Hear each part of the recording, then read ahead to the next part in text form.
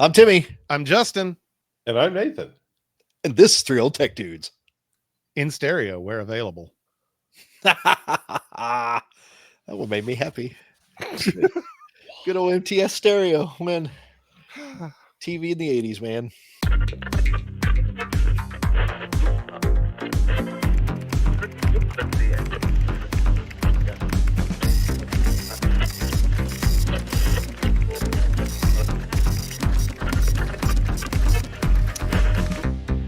Anyway, what are we deleting on? Oh, look at you. A few weeks ago, we did a video. A lot of folks watched where we commented on an ARRL. No, not an ARRL, an FCC. That'll get me flamed pretty good. Oh, an FCC request for comment on a docket where they were talking about deleting regulations. You guys, our viewers, the 3OTD Army, whatever you're called, had a lot to say about that. So I want to start out reading your comments, and then we're going to talk about some interesting comments the ARRL officially turned into the FCC as the comment of representing ham operators in general, I suppose, or at least their membership. So I'm going to jump for, by golly. I guess so. So I'm going to jump right into this. We kind of asked a lot of questions like, what would you change if you could change anything about FCC rules, not just ham radio, anything, anything that they, broadcast, GMRS, Citizens Band, all the stuff, cable TV. Waves. Yeah. So viewer at Tire Smoke, this is actually our friend Dan. He wrote, I was first licensed in 1992. The no-code tech license was still pretty new. I quickly picked up Tech Plus license by passing 5 words per minute. Later, I picked up the General and Advanced to pass 13 word per minute test. I tried the 20 word per minute test a few times, but never got past it. Didn't pick up my extra until they dropped the code requirement. There, I said it. I've never been a good CW op. He further comments that he would like for it to be a bit easier to start a broadcast station. Oh, I'm not talking VOA, just a community station, say 10 to 100 watts. I know the FM band is a bit crowded, but there's a lot of room on the AM broadcast band. Boy, I don't want to do the pirate thing like a lot of folks do. I even considered doing a CB/free brand broadcast station, but I don't want to risk my ham license. Right. That I have that much of, not that I have that much of an idea for content. I'm more of the nuts and bolts guy. I like to build things. Besides, I'm too ugly for YouTube. K9's enough. Oh my. That's interesting. I never thought about it from that perspective. So LPFM would not be, I won't think, that hard to get into, is it? I don't know. And so is FM covered under the same little regulate? Like you can have a low power AM station. I know, very low power. Yeah. They sell kits. You can for FM as well. Yeah, it's very low power. Your coverage would be like maybe a small cul-de-sac or so. The Christmas light displays you see. Yes, that's a good example of that. You see with that. Christmas lights or drive-in theaters use that technology also. Yeah, you basically get about 150 yards. Yeah, distance, or 150 meters out of that transmitter. I actually did a little bit of research on that very topic one time. I fell down the YouTube rabbit hole, as one might.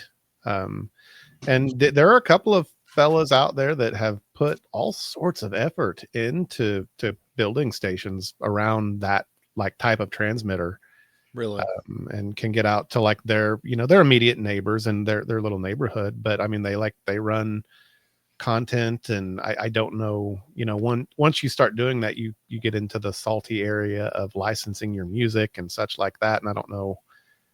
I don't think I dug into the nuts and bolts as to whether they had done that or not, or what's required to do that. But sure. Absolutely, that would be a great thing, I think. It would be interesting to see if the low powered stuff would be easier to deal with. And if you pushed it to AM, perhaps it would spark more interest in utilizing AM frequencies again. I actually think that's interesting. It would be really cool to start like a low power music station on AM. Mm-hmm. There's enough talking heads on the band. So Absolutely. Yeah. And then perhaps you could see, I mean, there were some innovations happening in AM radio right as FM was kind of taking over, like stereo AM. that's right.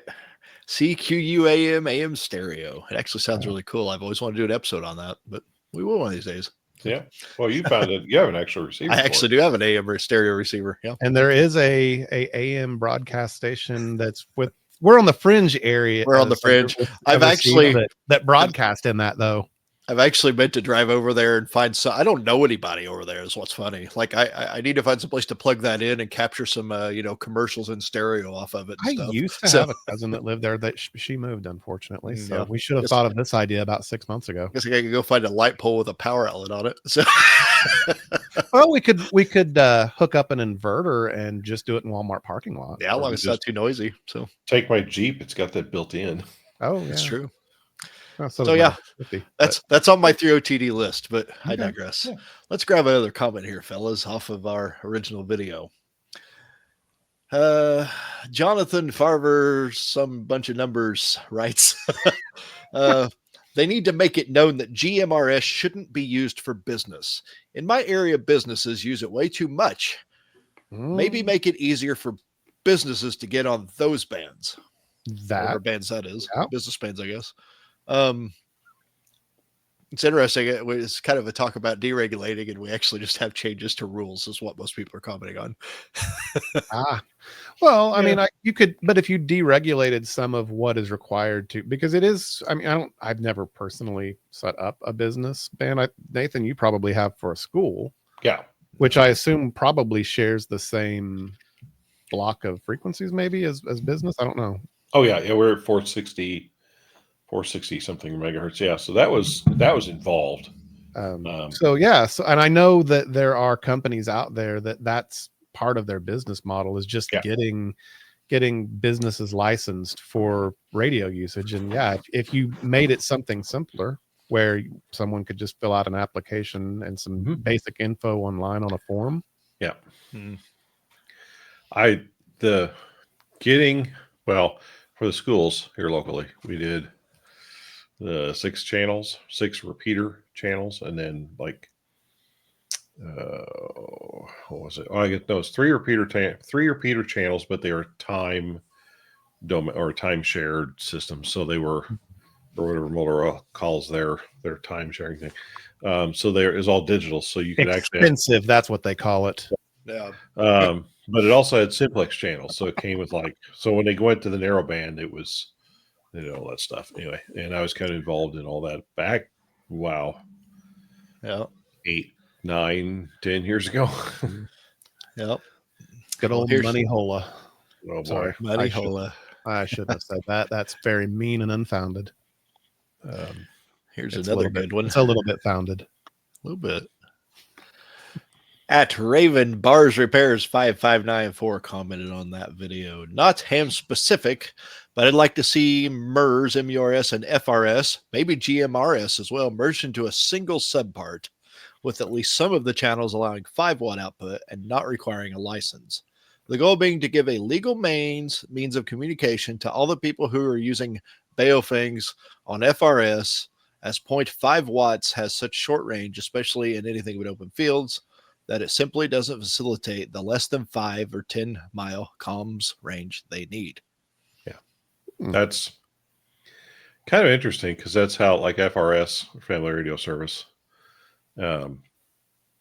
is channels with it directly at the bottom end of GMRS, I think, if I recall right. It's been a little bit since I looked, but the power difference is kind of hilarious. Yeah, because FRS is like half a watt or something like that. Yep. That, and technically, I don't think you're technically allowed to use a Baofeng on that, are you? You're not supposed because to. it has a detachable antenna. But what I've noticed is nobody's yeah, there's not going to be FRS police out there. They're selling these things as $16 walkie talkies on Amazon, which right. Ham Radio Me does have some issue with, but But yeah, I- you I buy sup- Baofeng for the thing is that I would, in the vein of what this commenter was saying, that there are people that are doing that with Baofengs and the such, and I have not heard of any kind of catastrophic thing happening to the FRS band because of Yeah, it. no, I don't actually think it's harmful. It's just the rules are how they are. So. Yeah. yeah. Kind of wonder if some of them weren't made just to kind of gatekeep longer ranges, like to something that you have to pay That could for be. or get licensed for. No, I mean that sounds like the government. Yeah. All right, so another comment very similar. Mark Fretchman 9473 commented, "Would be nice to deregulate the family channels a little more." I assume that means FRS. Mhm.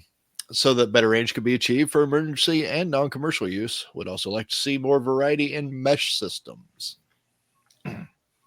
Yeah, mesh systems are a whole different critter, but I kind of agree with that. At least the first part of that, with FRS, I don't really see a reason that you couldn't put an external antenna on it and have a 2-watt transmitter, for example. Yeah, You're not gaining that I much guess more. maybe the only thing that the only argument one could have, and this is just completely devil's advocate type stuff, Yeah. is there's only so much spectrum in that allotment, and if you have a bunch of people throwing power at it, eventually you're going to get to where the entire section of that particular piece of radio spectrum is kind of unusable. That's in larger cities. I can see that being an actual issue. And that's the thing, is you have to regulate this for use in every situation. Yeah. So you can't say, well, if you're in a big empty field, it's okay, but if you're in a metro area, it's not. That laws don't work that way. right. Well, So they do, but they don't, but they also do. There are laws that say you can't transmit around this geographic spot. So, I mean, whether people obey that or not, I think they do. But radio, like national radio quiet zones, do exist. yeah, Green Bank Radio Telescope has one, for example. there's a town built right outside of that, actually, that I actually watched a YouTube video on not too long ago. Off topic, Yeah. but They're not even supposed to have Wi-Fi. yeah, they can't have Wi-Fi. There's still payphones. That's actually how I stumbled on it. Was I was looking for areas with payphones still. Yeah. And since cellular service isn't a thing in that spot, that city. Mm-hmm. Yeah, which is Green Bank, West Virginia. So that's where Green Bank Radio Telescope's at. I don't know if the VLA has that as well, but it's kind of in the middle of nowhere, so it might. I don't know. I want to say it does. As you're driving up to it, it says no transmitting or something like that, but I've been there, but it's been a while. And then as far as mesh technology goes, I would venture to guess that the majority of radio regulations as they stand today were probably written before that technology was widely used or even conceived of. Oh, right. That's one of the issues with trying to. I think that the FCC and various other groups that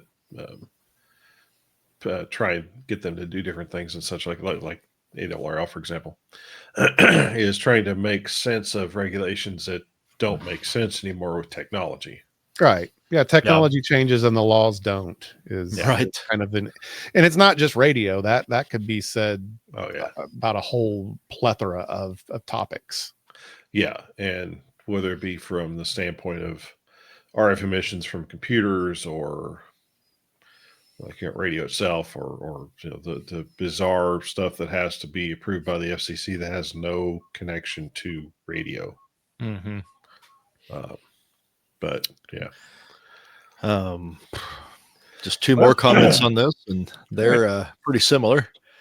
Sensei J51 wrote simply, "Let hams transmit in CB, MERS, GMRS legally." And we kind of said some things like that in the video ourselves. Another one that's very similar from a KU4UV. "Before it's all said and done, the current amateur radio service will be just like CB radio is today, especially if the ARRL has their way." My God. Technicians don't need any more HF privileges. Upgrade your license if you want more privileges. That has been a thought and a position for a long time. I That was- goes, that goes, well, for me, that goes back to like when I got my license, I got my novice. So I Mhm. actually had code, and then I upgraded to tech, so it's tech plus, and no code had just come out. And so many people were just really kind of being negative toward anyone that had their technician call. ham radio even if they, operators gate kept. yeah, to the What point the where it hell was, is that? yeah, like people are going after, like if you had an N9 call, like when I was got my, KB9 call, because mine was a novice call, so they knew I had code, so they didn't bother me. But if you had an N9 call, they would be like, harping on guys to get their tech plus one guy, and sometimes they gotta be like, I'm a general, you idiot, I'm not, but and it got, well, on the 525 repeater, it got well known occasionally, and kind of heated a little more than it So should. my personal opinion on this is that tech versus general, that is absolutely a thing where you should just study and upgrade. Yeah, it's not hard. General to extra, I don't know if I feel that way. I feel that's a little gatekeepy because you don't have access to that much more as an extra. No, you don't. It's not a lot and more. I don't feel like, as far as just responsibility to the radio spectrum itself, like I don't feel like there's any more risk there with the privileges that you have as an extra. Right. If that makes sense. I think the only thing you could do is you can get your VE easily, but There's that. Yeah, you can do the VE yeah, stuff, but I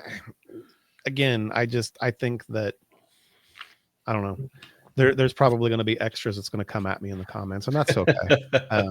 But the short of it is, a lot of the guys that really truly are upgrading to extra for the band space are doing it to catch. They're the guys really chasing DX, trying to get all these various countries, because often, especially in other countries where it's the place that's just where they're at, you have to have extra to talk with them usually. yeah. That's a driver. Some people like me just do it to see if I can do it. Like I was happy as general, did everything I wanted. But that's the kind of thing you see with that. Yeah. But I think otherwise, I think you're really right, Justin. It's yeah, you don't, incentive-based licensing, they called it. That's why we have the classes. Yeah. So yeah, you've got nothing if you have no incentive, why other upgrade? than well, it's just it. If you don't care about DXing, then DX Buddy was a general too. I mean, yeah, it's just you can do DXing, but if you don't really care about DXing specifically, you don't really gain much. Right. You gain some on 40, some on 20, and some on 80. Some on 80. Yeah, 80, 40, 20. I think that's it. Well, I know there's some other sub parts, but not much. But nothing from, I know, 10 up, or maybe 12 up to 10 up. At least I can think of it. I'll have the band chart. Just wear that amateur extra badge of honor. So yeah. So, but on that happy note, let's jump over to this ARRL article that was posted shortly before the comment window closed to the FCC. I think I'll share this for you guys to see. Yeah, I've got it up on a secondary screen here. All right. Look at that. So they filed some items and interesting things that they added. So in their filing, they asked FCC to delete or amend the following rules, mostly, of course, tied around the amateur radio service. Yeah. Delete the LF and VHF, UHF symbol, baud rate, and bandwidth limitations. Yeah. Entirely. Okay. So that's interesting. Update and modernize entry-level technician class license privileges. I don't know what that means exactly, but okay. I believe it's an earlier proposal that they had done for extending additional limited privileges for technicians. NHF? Basically, yeah, give them more HF data on different bands I see. and phone communications on a few other bands besides 10. The only place That sounds like that'll fire some people up. Yeah, I'm sure. I mean, personally, I'd rather see them just get to like 2 licenses. I don't Yeah. think we need 3, but That's that's me personally. That's mine as well. But Yeah. I digress. Modernize the 80 and 75 meter subband divisions. They request action on an earlier proposal that would make more efficient and intense use of the 80 and 75 meter band. Changes in technology mode since band usage was last addressed have resulted in overcrowding in one band segment that would be alleviated by. I wonder what they're talking about.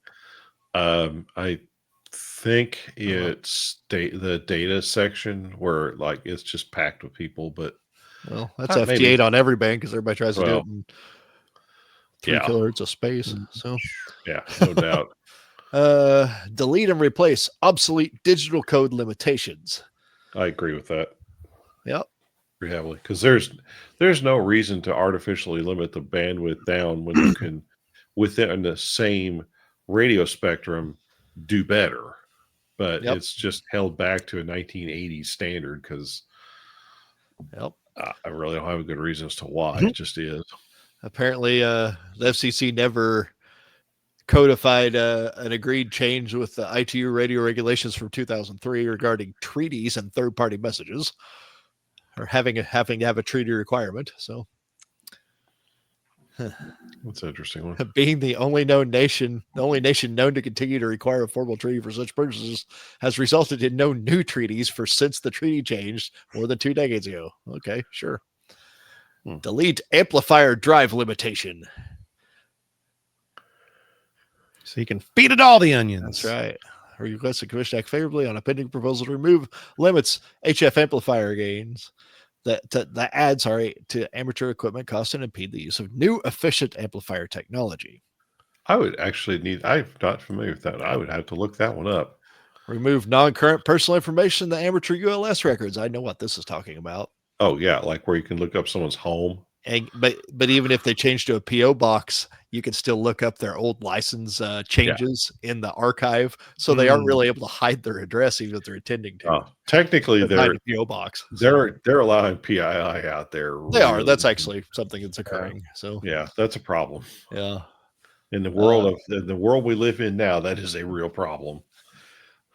Delete obsolete identification requirement for special call signs. User special event call signs are required to identify with the FCC issued responsible call sign at least once an hour. Meaning if you're running a special event station, you eventually, at least once an hour, you have to say your real call sign, your own. I see. So, or control up call, basically. I agree with that. You don't need ARRL proposed reliance on the web-based database that clearly identifies each special event call sign and authorized period of use. That is true. Yeah, you could look it up. I mean, delete obsolete paper license replacement provision. FCC no longer mails physical copies of inventory licenses, so ARRL suggested deleting the rule that provides for sending paper replacements is obsolete. Yeah, they don't anymore. So yeah, I kind of they stop. It's not last 5-6 years. So if they didn't on my last upgrade, I want to say it's been like probably longer, maybe 10 now. No, total. It's not been 10 years ago because I'm pretty sure I got one. Right. Oh, look that one up. But yeah, I know that I didn't on my last one. I could download a PDF of it. Yeah, you still get the official copy. Why they have an official and an unofficial? I don't think PDF. I've gotten an official paper since I got my general in 2005. So then I would have renewed in 2008. And I've never got one since. I don't think. I last renewed in 2018? So. Yeah, I have the one when I moved here. I got that. Yeah, but when I re-upped or sent them money again. It didn't get. I just got a PDF to download. Yep. And I for the life of me, I don't know this. I wish they would also put this in there, and I don't think they did. Where there's 2 downloads. Mm-hmm. There's an unofficial and an official. Why? Yeah, I think that's weird. What's it? It's not like you're going to use it to like go somewhere and get money or something. It's like it's a piece of paper. Might start pirate radio station KB9 GMU. So yeah. I don't know why that. Like, if you go to it, you can download an unofficial.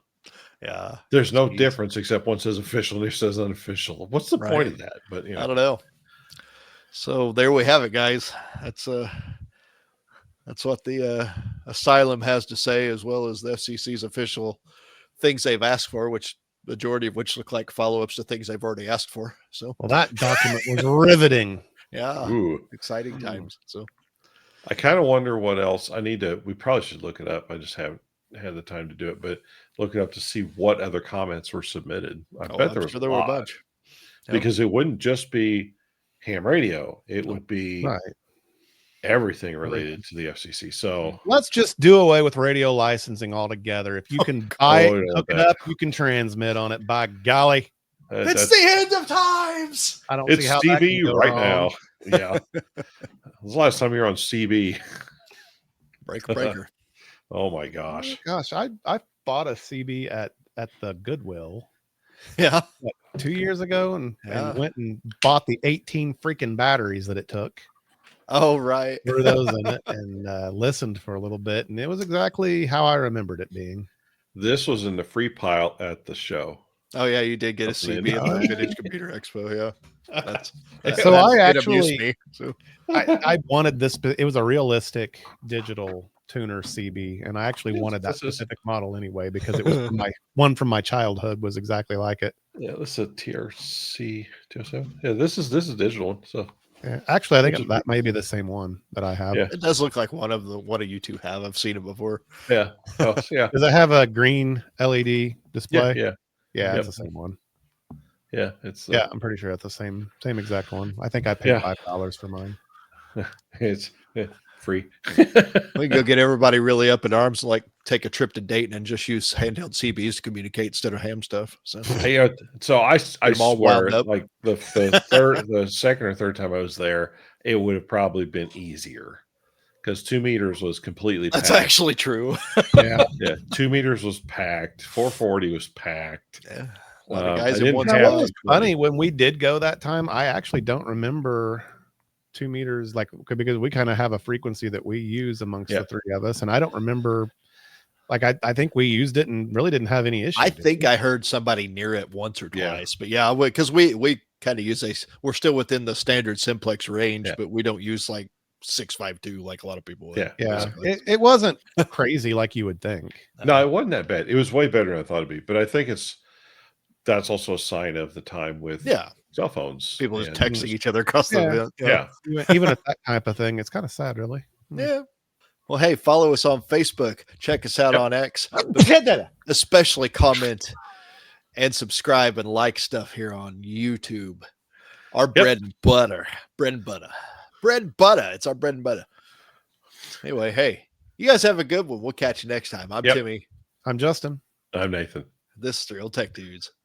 Later. Thanks for hanging out with us here on 3 Old Tech Dudes. Please subscribe to us here on YouTube for more tech old and new, tinkering at the workbench, repairs, ham radio, electronics, computers, and more. Please like this video and share 3OTD with your friends to help us grow the channel. We tweet at 3 Old Tech Dudes 1 on Twitter, and you can keep up with us on Facebook. Just search for 3OTD and look for our logo. Thanks so much for watching.